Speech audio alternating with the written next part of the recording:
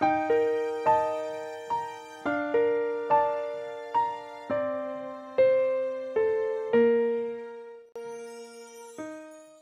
nous sommes arrivés au troisième mardi de l'Avent. Bonjour quand même. Donc je vais, comme d'habitude, vous lire la prière d'ouverture de ce mardi. Dieu, qui a fait de nous une créature nouvelle dans ton Fils, regarde avec bonté l'œuvre de ta miséricorde, et tandis que nous attendons sa venue, préserve-nous de toute déchéance. Alors, une fois de plus, on peut dire grand écart entre deux réalités qui sont quand même, on va dire, vertigineusement opposées, en apparence en tout cas. Dieu qui a fait de nous une créature nouvelle, c'est comme ça que commence la prière. On est bien dans un accompli, hein, vous voyez, donc on célèbre quelque chose qui est déjà là.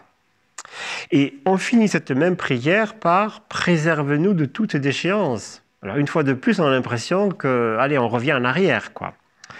Ce grand écart, on pourrait dire, et ça c'est ce que célèbre fondamentalement finalement la liturgie parce qu'elle est humaine, ce grand écart finalement c'est ce qu'on pourrait appeler la loi du temps.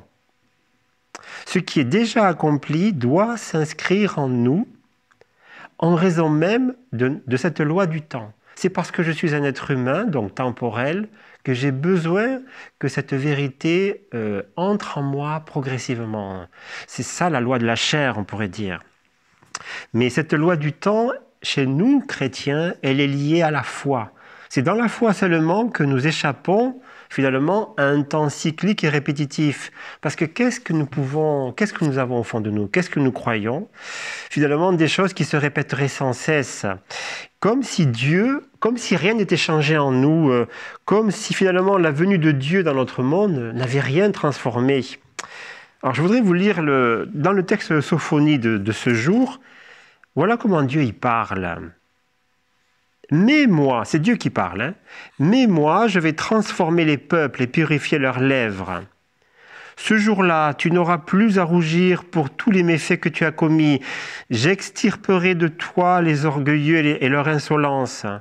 Et voilà le Dieu de la Bible. Le Dieu de la Bible, c'est un Dieu qui agit, il transforme.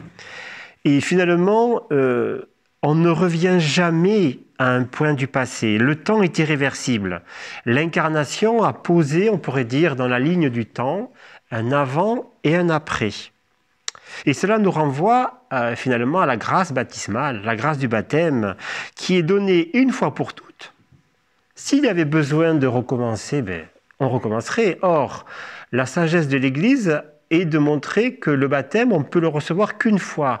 Si on le reçoit qu'une fois, c'est parce que la grâce donnée est irréversible. On ne peut pas revenir dessus, quoi. C'est une grâce qui ne nous sera jamais enlevée. Et finalement, nous passons notre temps, dans le sens le plus noble du terme, à passer dans le Fils de Dieu. Et c'est lui qui va nous acheminer vers le Père. Nous avons donc toujours un chemin devant nous, puisqu'il est lui-même notre chemin.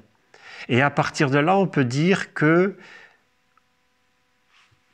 nous sommes sûrs que notre déchéance n'aura pas le dernier mot.